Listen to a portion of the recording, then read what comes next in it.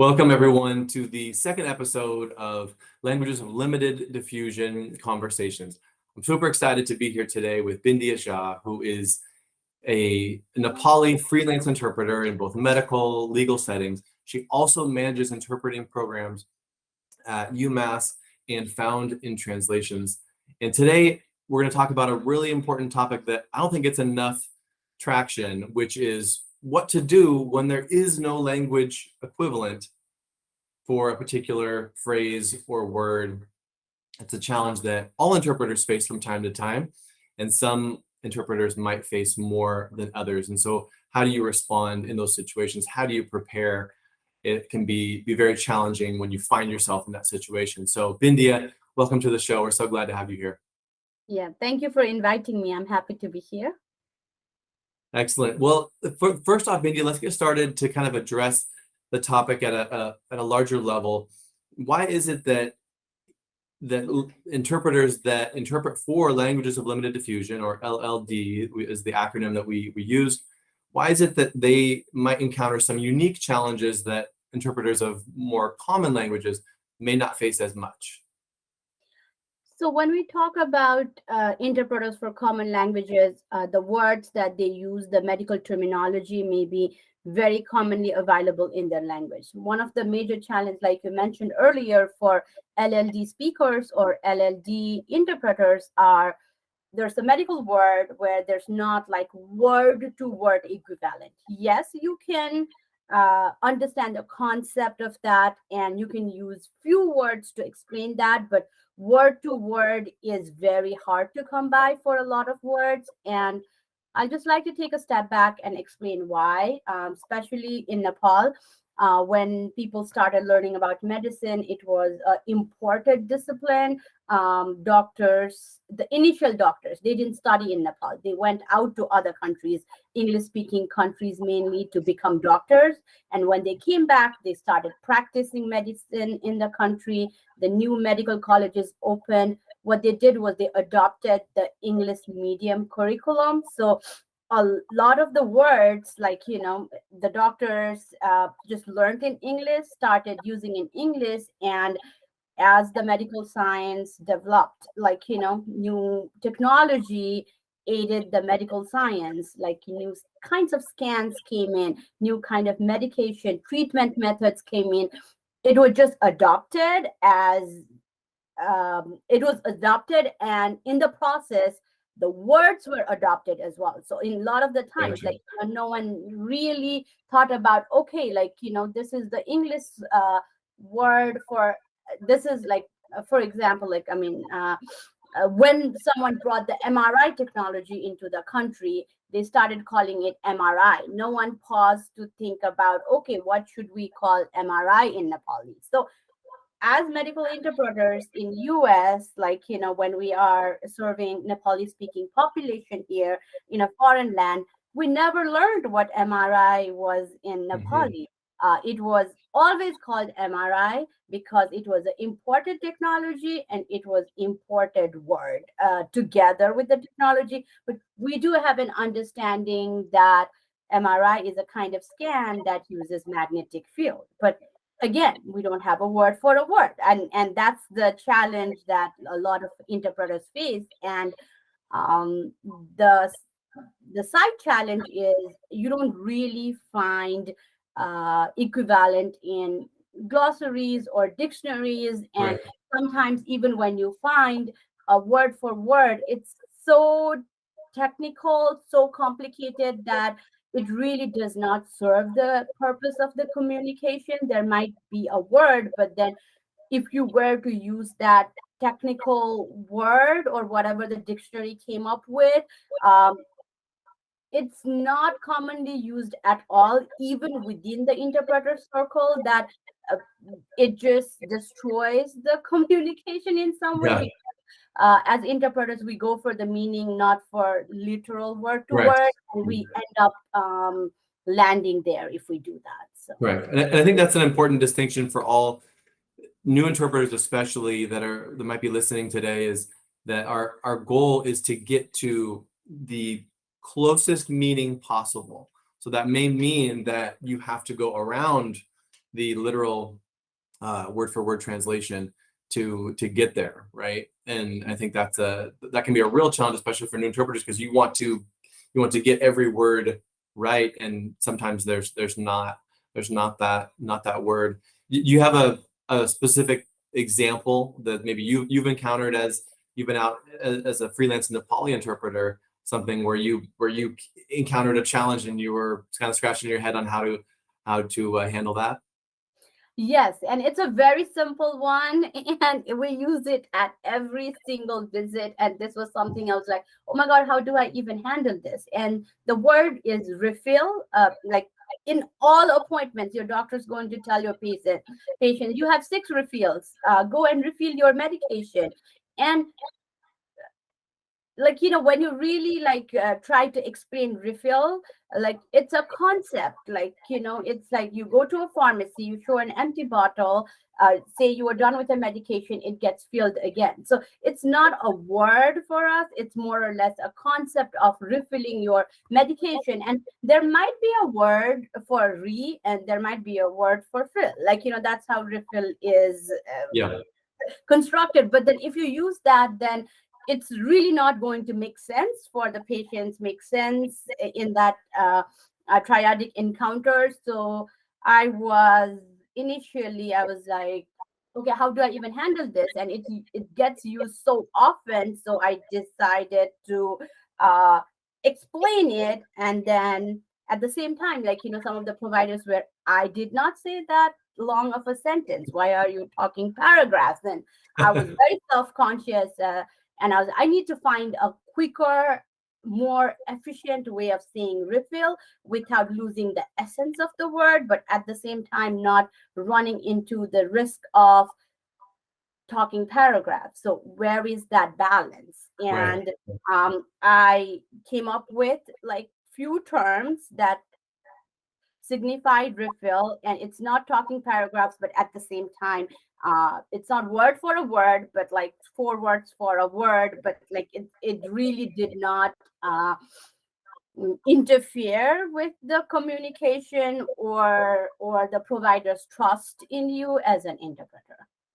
And Yeah. I use intervention as well. So sometimes like if I'm going to a specialist appointment, and if I anticipate that there's going to be a lot of words that's not going to be linguistically equivalent in my language. For example, genetic appointments, like a lot of these words are very complicated, and I assume for a lot of even common languages you might not really find a word that justifies all of the word that gets used in pediatric genetic kind of appointment settings. So I would initially, like more than intervention, I would say like have a little bit conversation with a provider and let them know there might not be word to word, there might Mm. be a few words for a word, and interpreter would be doing a best job of capturing that. If not, interpreter would seek clarification, and that's what I did by intervening. Provider, can you please clarify this, because it's more of a Yeah. concept and not a word, and that's where intervention came. Yeah, that's where that clarifying is one of our roles as interpreters, as a language clarifier, right? And that again can be a challenge, especially if we're newer interpreters, but being able to stop for a moment, ask for clarification, so we can interpret their clarification on what that is, since there may not be the exact word for word term. Bindiya, on the front end, how do we take this more as more of a proactive approach going into the appointment? Is there something that we can do when we're going into an encounter to help set the stage ahead of time?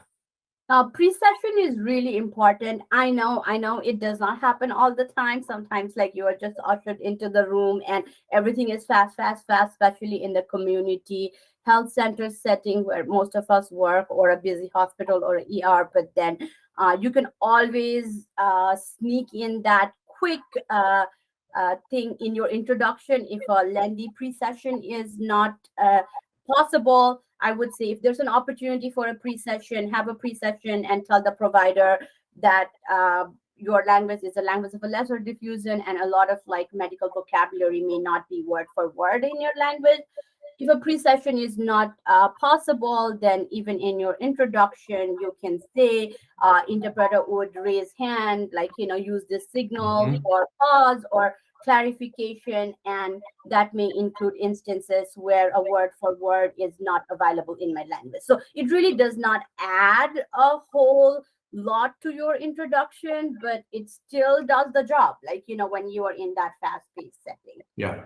Yeah. No, I'm a huge fan of the pre-session. And like you said, it's difficult. It's sometimes kind of awkward when you get in there, but when you can, and it's all about just breaking that ice to get that pre-session started. Because whenever I do it, I'm always so glad that I did, because then both the provider and the patient always seem to be satisfied that they really know, okay, great, I understand their role, I understand what they're going to do. And like you said, it makes it much easier than when you do have to, raise your hand, lean forward, and get a clarification, because now you've set that stage very, very well going in. So And again, that pre-session. applies to the, sorry, like, that applies to the patient as well. Sometimes you may there may be a word for a word and you may use it, but then there are other factors that impact understanding, um, like, the health literacy level, how assimilated someone has been in a US medical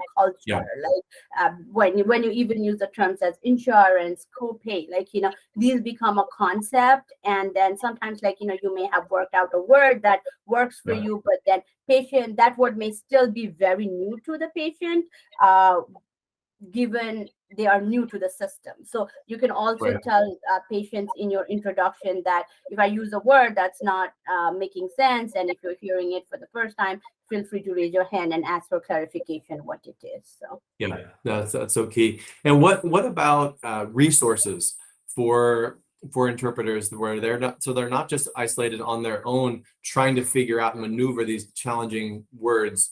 What have been some of the best resources that you have found?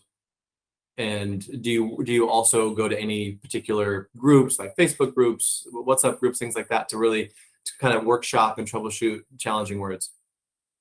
I believe in creating my own glossary.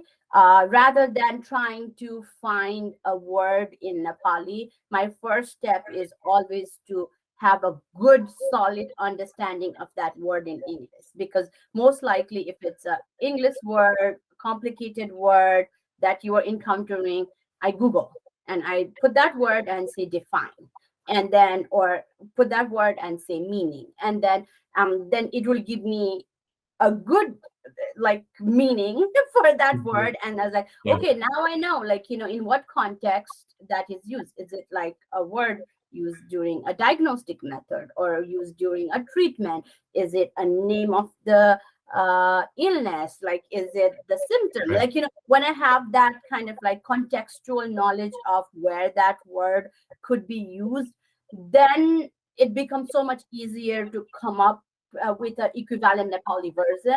I try to, like, try to see if I can find that word online in some, like, there's like few glossaries hovering here and there in the internet, but like, and then I look at the translated word that I find from my search, and then go back and compare it to my understanding of the English meaning, and like, does it make sense? Like, if the word does justice to what I have conceptually understood, then yes, I feel comfortable using that word. And what kind of a register that word is? Is it just, it doesn't feel like a made up word just because someone had to made up a word? And trust me, you find a lot of made up words when you do these, like, Google Translate, Yeah. and use other internet searches.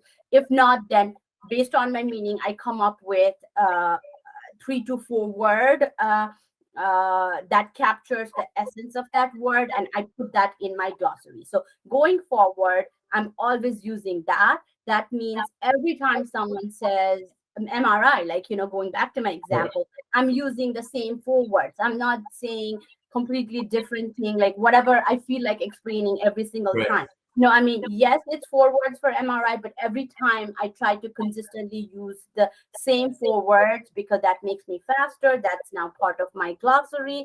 And that's where, like, what you can do at an individual level. um You can find Facebook groups for interpreters who speak the language, or if Yeah. you work for a big hospital system, you might have a network in like Teams. If you work for a remote Mhm. platform, some of the big remote companies have like employee portals platform where you can chat with each other, and when you encounter that word for the first time, you do what you do, but then you can always go back and cross check with your fellow colleagues, like, I use this, like, what Yeah. would you have used in that case? And then sometimes you get a good suggestion of, like, what, I would use something differently, makes it even more efficient. Like, you said that in 6 words, I have a way of saying that in 4 words, and that does help. And you can really learn from each other, but Yeah. sharing, and maybe if they had not encountered that before, they can put it in their glossary as well. So it's a constant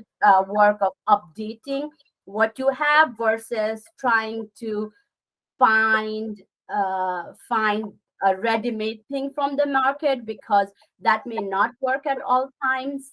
I mean, yes, there are some few good resources, but there may not be that many. So having something homegrown for you, that works for you, is very important for me as an interpreter. And I suggest, like, other interpreters at least try to do it, because I'm pretty Okay. sure you'll find value in it. Yeah, no, that's really, really good feedback. And we have time for one more question here, Bindiya. Before we do, I just want to also recognize and recognize Bindiya. One thing I didn't mention at the beginning is that Bindiya is also not only a member of the NCIHC, but she's also a member of our LLD work group. Then she presented on this particular topic actually at the AMM this past year, you might recall. And we at the NCIHC in the LLD work group, we're always looking for new members as well. So if you're interested in helping, what our mission really is here at the LLD work group is to help support LLD interpreters and trainers further their career and create more resources and opportunities, just like the things we're talking about today. So if you're interested in that, please do reach out for more information there. And so that last question for you, Bindiya, before we part today, would be, if you could go back to when you were just getting started as an interpreter, what would be that one piece of advice that you wish you would have known that you could enlighten the community with today? Um, if I recall, like, that was a long time back. I've been doing this for a very long time, but I think I would not be as scared to intervene. Like, I would be more confident intervening when I have a basis for intervening. Of course, you really don't want to interrupt the flow of the session as much, but as a young interpreter, you are so worried about interrupting the flow of a conversation that you sometimes, like, just take a step back, not even ask the questions you're not super clear about. So I would say it's okay to intervene, because our primary role is to facilitate the communication. And if intervention is necessary to facilitate that conversation in the most effective, efficient way, then please do that. Yeah. I know we get little hesitant to do it, and sometimes doctors being like, someone we see in position of power, like especially like Hmm. coming from certain cultural context. Oh, I should not interrupt the doctor, they're the authority. But where you are the authority when it comes to communication, so be extra Right. confident if you have Right. to request a pre-session, if you have to intervene, or if you have to, like, check in with a patient. I mean, all interpreters, we should feel comfortable. Interpreter would like to check if to make sure patient understood correctly. Like, it's something Right. non-harming way of not overstepping your role. And I think by being more confident, I think there's less risk of overstepping your boundary and doing that, taking that all of that work on your own Yeah. soldier. Like, you intervene, you make it natural and organic within that triadic encounter. Yeah, that's really, really important. I always like to say that the provider is in charge of the content and the interpreter is in charge of the flow, meaning Yes. that the flow of the conversation, the speed in which it goes, depends upon the interpreter. Because if it's going really fast, you as the interpreter can jump in and slow it down. Or if there's clarification needed, you as the interpreter can interrupt the flow and and then get that clarification. So we encourage you all to take Bindiya's advice and make sure that you recognize you have that ability as the interpreter to do that and to get the clarification. Bindiya, this was incredible today. Thank you so much for sharing a little bit about what to do when there is no language equivalent. You've shared some really good tools and nuggets for us to utilize today. So thank you for joining us, Bindiya. Until next time. Yeah, thank you, everyone. Please become member. And then I have found such a lot of support and value by being a member at NCIHC, because I have people where if I have questions, I can go to, and such a lot of resources just in the website, even if you cannot be an active member of the work groups, or it's just like the website is a wealth of resource. So I would encourage everyone to just try just getting to the website and utilizing the resources that's there. So true. There's so many great resources there on the website alone. So make sure you do check that out. Check out our LLD portion of the website as well. And we'll lots of free webinars and free CEUs, Very true. Very true. All right, Bindiya. Well, thank you again so much for your time today. Yeah, thank you.